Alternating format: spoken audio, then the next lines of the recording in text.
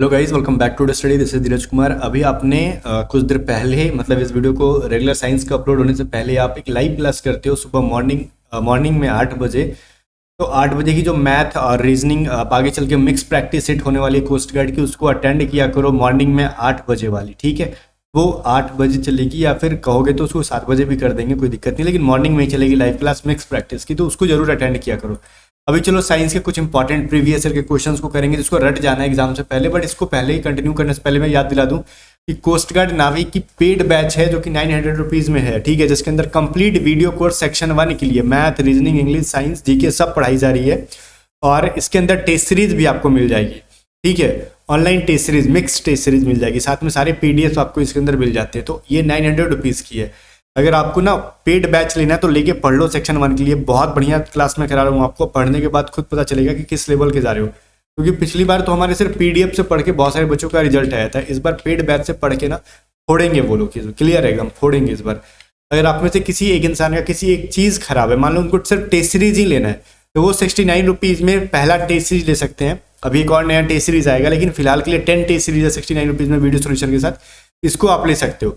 साथ ही साथ अगर आपको सिर्फ मैथ की क्लास बाई करनी है तो 300 रुपीज़ में सिर्फ मैथ की क्लास बाई करोगे, और मैथ की क्लास बाई कर लोगे तो ये टेस्ट सीरीज उसके अंदर ऑटोमेटिकली मिल जाएगी आपको फ्री में, ठीक है। अगर आपको जीके लेना है तो जीके की क्लास वीडियो कोर्स के अंदर भी ये वाली जो है टेस्ट सीरीज, मतलब कोई भी एक क्लास लेते हो तो ये 69 रुपीज़ जो टेस्ट सीरीज उसके अंदर फ्री मिल जाती है। अगर आपको इंग्लिश खराब है तो सिर्फ इंग्लिश बाई करना चाहते हो तो 250 रुपये पे करके आप हमारे ऐप पे आराम से ऐप को डाउनलोड करो, डिस्क्रिप्शन में लिंक है। जिस भी सब्जेक्ट में आपको प्रॉब्लम है आप आराम से वो सब्जेक्ट बाई कर सकते हो। अभी फिर भी कुछ समझ में नहीं आ रहा है किस तरीके से बाई करना है तो हमारे टीम मेंबर को व्हाट्सअप कर लो 7279047787 पर। अपनी तैयारी को दबा के तैयार करो, मतलब अपने आप को इतना बढ़िया तैयार करो ना कि आपके आगे पीछे जो है कोई टिके ना, ठीक है। और बाकी अगर आपको पीडीएफ बाई करनी है मैथमेटिक्स की, सेक्शन 1 की, रीजनिंग की, साइंस की, वोकैबलरी की, तो व्हाट्सअप करके आप बाई कर सकते हो। वैसे लिंक डिस्क्रिप्शन में भी दे रखा है, तो लिंक से भी बाई कर सकते हो, व्हाट्सअप से भी बाई कर सकते हो। यार क्वेश्चन की तरफ चलते हैं। पहला क्वेश्चन क्या कह रहा है, देखो पहला क्वेश्चन कह रहा है किस कारण से हम कोहरे के दौरान नहीं देख सकते। देखो जब भी ठंडे के टाइम में, ठंडा तो खत्म हो रहा है तो अभी भी कहीं कहीं कोहरा है, तो कोहरा में क्यों नहीं दिखाई देता है? कोहरा में क्या सूर्य का प्रकाश नहीं आता है? सूर्य का प्रकाश आता है, लेकिन होता क्या ना, जो नमी होती है बारिश की नहीं, जो वायुमंडल में नमी होती है ना, वो कोहरा क्या नमी है एक प्रकार का, ठीक है, ह्यूमिडिटी है। तो वो जो ह्यूमिडिटी होती है उसमें प्रकाश का क्या हो जाता है, वो कहते हैं, इसको क्या कहते हैं, जैसे कि प्रकीर्णन हो जाता है, ठीक है, स्कैटरिंग हो जाता है, क्लियर है, स्कैटर करता है, वो चारों तरफ हम कोहरा के आर पार नहीं देख पाते हैं, तो उसको प्रकाश का प्रकीर्णन कहते हैं, स्कैटरिंग ऑफ लाइट कहते हैं जिसको, ठीक है। तो वही चीज है। आगे देखते हैं अगला क्वेश्चन क्या कह रहा है। फिर कह रहा है प्रिज्म से गुजरते समय कौन सा रंगीन प्रकाश सबसे कम झुकता है, ठीक है। देखो प्रिज्म आपने देखा होगा, प्रिज्म एक प्रकार का क्या है ना, साइंस में पढ़ने वाली चीज है, इस प्रकार का होता है, साइंस में पढ़ने वाली चीज है, वो बात अलग है। प्रिज्म है, इसमें जब भी व्हाइट रे को, श्वेत प्रकाश को जब भी गुजारोगे तो वो 7 रंगों में विभाजित हो जाता है, बेजिया पिनाला विबग्योर जो आपने पढ़ा होगा। तो उसमें क्या होता है ना कि जो सबसे जिसकी तरंग दर या फिर वेवलेंथ जिसकी कम होती है वो ज्यादा झुकता है, और वेवलेंथ जिसकी स्ट्रांग होती है वो ज्यादा नहीं झुकता। तो सबसे ज्यादा वेवलेंथ किसकी होती है, रेड की, और सबसे कम किसकी होती है, तो बैगनी की, पर्पल की। तो ठीक है, तो जो कम रहेगा वो, या फिर जिसका वेवलेंथ कम रहेगा वो ज्यादा झुकेगा। तो पूछ रहा है कि कम कौन सा झुकता है, तो ऑब्वियसली क्या कहते हैं, रेड ज्यादा झुकेगा, कम झुकेगा। मैं जो कह रहा हूँ आई होप कि आप समझ रहे होगे। कह रहा है ना कि यहाँ पे सबसे कम कौन झुकता है। यहाँ पे मैं आपको एग्जांपल दे रहा हूँ, सुनो इसको। एक चीज बताओ, ट्रैफिक लाइट में रेड लाइट को क्यों यूज करते हैं, ठीक है, रेड को इसलिए करते हैं ना क्योंकि वो उसका फैलाव नहीं होता, ज्यादा कम होता है, वो सीधी रेखा में ज्यादा गमन करता है, उसकी वेवलेंथ ज्यादा है। तो वही कह रहा है ना कि इसकी वेवलेंथ ज्यादा है तो ये सीधा रेखा में ज्यादा गमन करेगा, तो वो तिरछा घूमने की सबसे कम तिरछा घूमता है वो, ठीक है, ज्यादातर सीधा जाता है। यही रीजन है कि रेड जो है ना प्रिज्म से क्या करता है, कम झुकता है, क्योंकि उसकी वेवलेंथ ज्यादा होती है, ठीक है। तो जब ज्यादा उसकी वेवलेंथ है तो वो कम झुकेगा, तो रेड जो है बिल्कुल भी सही है। अगर यही पूछता है कि सबसे ज्यादा किसका झुकाव होता है, ये पूछ रहा है, देखो इस क्वेश्चन में अधिक कौन सा झुकता है, तो सबसे अधिक कौन सा झुकता है, बैंगनी, पर्पल सबसे ज्यादा झुकेगा, क्लियर है। ये क्वेश्चन इंपॉर्टेंट था, कंसेप्ट समझना इसका इंपॉर्टेंट था, क्वेश्चन रटना इंपॉर्टेंट नहीं था। ये देखिए आप उसका कॉन्सेप्ट समझ गए होगे, कहना क्या चाह रहा था मैं, ठीक है। आगे कह रहा है आंवले में कौन सा विटामिन पाया जाता है। जितनी भी खट्टी चीजें होती हैं, ध्यान से रखना, जितने भी खट्टी चीजें हैं मैक्सिमम बिना सड़े, ठीक है, बिना सड़े हुए खट्टी है वो चीज, तो उसके अंदर विटामिन सी पाया जाता है, क्लियर है ना। जैसे नींबू के अंदर, नींबू भी खट्टा होता है, वो सड़ने के बाद क्या होता है मतलब नहीं है, वो बाई बर्थ खट्टा होता है, उसका गुण है आंवला बाई बर्थ खट्टा होता है। ठीक है, तो विटामिन सी उसके अंदर पाई जाती है, ये चीज़ आप याद रखोगे। अगला कह रहा है निम्नलिखित में से किसमें ऑप्टिकल लेंस नहीं होता। एक चीज़ मेरे को बताओ, ऑप्टिकल लेंस, लेंस कहाँ पे यूज़ करते हैं, जहाँ पे देखने के लिए यूज़ करते हैं हम लोग, कोई भी चीज़ को देख रहे हैं वहाँ पे लेंस का यूज़ कर रहे हैं। ठीक है, पेरिस्कोप, स्कोप जहाँ पे आता है उसको पेरिस्कोप, माइक्रोस्कोप, टेलीस्कोप, इन सब का देखने के लिए यूज़ करते हैं। कोई छोटी चीज़ों को देखने के लिए, किसी को दूर की चीज़ों को देखने के लिए हम लोग इस्तेमाल करें। लेकिन स्टेथोस्कोप क्या है, ये भी तो स्कोप लगा हुआ है, क्या इसमें भी कुछ देखा जाता है? नहीं। स्टेथोस्कोप का मतलब मैंने पिछली क्लास में पढ़ाया था, स्टेथोस्कोप साइंस के क्लास 1 में, ये किस बेसिस पे काम करता है? साउंड के रिफ्लेक्शन पे, ध्वनि के परावर्तन पे। ठीक है, ये डॉक्टर का जो आला होता है ना, आला ऐसे, आला यहाँ पे गोल होता है, ठीक है, इसी को स्टेथोस्कोप कहते हैं। और ये ना साउंड के रिफ्लेक्शन पे काम कर रहा होता है, और इसमें साउंड को सुनना होता है, ना कि कुछ देखना होता है। तो इसमें कोई भी लेंस का यूज ही नहीं होता, पहली बात तो ये। ठीक है, उसमें कोई लेंस नहीं होता स्टेथोस्कोप के अंदर, स्टेथोस्कोप के अंदर कोई लेंस नहीं होता। क्लियर है? तो इसके अंदर ऑप्टिकल लेंस नहीं होता। आगे देख लो, प्रकाश का ठीक सीधी रेखा में गमन ना होना क्या कहलाता है? जब कोई चीज, प्रकाश जो है जब सीधी रेखा में गमन नहीं करेगा तो उसको फिर क्या कहेंगे हम लोग? तो हम लोग रिफ्रैक्शन कहते हैं। ठीक है, अपवर्तन कहते हैं, ये चीज आप याद रखना। रिफ्लेक्शन क्या कहते हैं? रिफ्लेक्शन का मतलब कोई चीज गया और दूसरे रास्ता से रिटर्न आ गया, वो रिफ्लेक्शन है। और कोई चीज गया और थोड़ा सा मुड़ के आगे चला गया, या फिर नीचे मुड़ के थोड़ा चला गया, या फिर हल्का सा मुड़ के आगे चला गया, उसको रिफ्रैक्शन कहते हैं। देखो, अपवर्तन और परावर्तन, रिफ्रैक्शन और रिफ्लेक्शन दोनों बहुत फर्क होता है। ठीक है ना, तो ये चीज याद रखना। परावर्तन का मतलब होता है जिस गया इधर से वहीं से रिटर्न मार गया। ठीक है, तो इसको हम लोग क्या कहते हैं? परावर्तन। आगे देखो, ये कह रहा है एक पिंड को एक वृत्त में घुमाए जाने पर इस पर किया गया कार्य कितना होगा। जब भी कोई पिंड है, ठीक है, उसको एक सर्कुलर घुमा रहे हो आप, ठीक है, रोटेट कर रहे हो इन सर्कल, तो फिर वो टोटल टास्क हो जाता है उसका 0। ये चीज़ आप याद रखोगे, उस पर 0 हो जाएगा। ठीक है, जहाँ से गया था वहीं आ गया, तो अगेन इसको हम 0 कहेंगे। ठीक है, आगे देखो 8 नंबर है कि न्यूटन की गति के प्रथम नियम का दूसरा नाम क्या है। देखो, जो न्यूटन के फर्स्ट लॉ है उसको तो न्यूटन के गति का प्रथम नियम कहते ही है, लेकिन उसको और किस नियम से जानते हैं? त्वरण का लॉ ऑफ एक्सेलरेशन, या फिर लॉ ऑफ ग्रेविटी, या फिर इनर्शिया, या फिर मोमेंट, गुरुत्व, या फिर जड़त्व, या फिर आघूर्ण। तो ऑब्वियसली उसको हम लोग लॉ ऑफ इनर्शिया या फिर जड़त्व के नियम के नाम से जानते हैं हम लोग। क्लियर है? तो न्यूटन के गति के फर्स्ट नियम को हम लोग जड़त्व के नियम से जानते हैं। आगे देखो, सेकंड वाले से बल का परिभाषा मिलता है।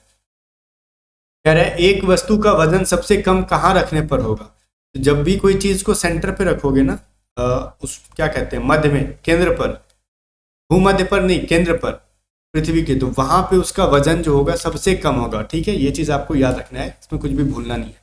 अगला क्वेश्चन देखो क्या कह रहा है, तैराक को पानी में कौन सा बल मदद करता है। जब भी कोई इंसान स्विमिंग कर रहा होता है तो पानी के अंदर क्या होता है? बुयांट फोर्स, जिसको हम लोग उत्प्लावक बल कहते हैं। ठीक है, क्योंकि पानी के द्वारा जो एक फोर्स लगाया जाता है उसको उत्प्लावक बल कहा जाता है। आर्किमिडीज का सिद्धांत आपने पढ़ा होगा, है ना? यूरेका जब वो रट रहा था, मतलब मैंने पाल लिया, वो यही वाला फोर्स है, उत्प्लावक बल। वो भी इंसान सोच रहा था कि कौन सा बल लगा रहा है पानी आखिर इसके अंदर से। जब पता चला तो खुशी में यूरेका चिल्लाने लगा वो। ठीक है, यूरेका मतलब मैंने पा लिया। ठीक है, आगे देखो ये क्या कह रहे हैं, किस बल के कारण चंद्रमा पृथ्वी के चारों ओर अपनी वृत्ताकार कक्षा में घूमती है। तो देखो, चंद्रमा अपनी वृत्ताकार कक्षा में चारों ओर घूमती है, वो कौन सा बल होता है? क्या वो घर्षण बल है, या फिर मैकेनिकल है, सेंट्रीफ्यूगल है, या फिर सेंट्रीपिटल है? देखो, जब भी कोई चीज अपने सेंटर की तरफ, कोई भी चीज जब झुकेगी, ठीक है, तो उसको अभिकेंद्र कहते हैं, सेंट्रीपिटल फोर्स कहते हैं। ठीक है ना, अपने वृत्ताकार कक्षा में जब घूम रही है तो वो अभिकेंद्र बल, ताकि तभी तो वो अपने सेंटर पे बनी हुई है, उसको सेंट्रीपिटल फोर्स कहते हैं। आगे कह रहा है किस तापमान पर सेल्सियस और फॉरेनहाइट इक्वल होता है। -40 डिग्री फॉरेनहाइट पर सेंटीग्रेड या फिर सेल्सियस और फॉरेनहाइट जो होता है बराबर होता है। ये चीज़ आपको याद रखना होगा, हमेशा बहुत बार एग्जाम में रिपीट हो जाता है, -40 डिग्री सेंटीग्रेड। क्लियर है ना? ये एग्जाम के पॉइंट ऑफ व्यू से इंपॉर्टेंट है।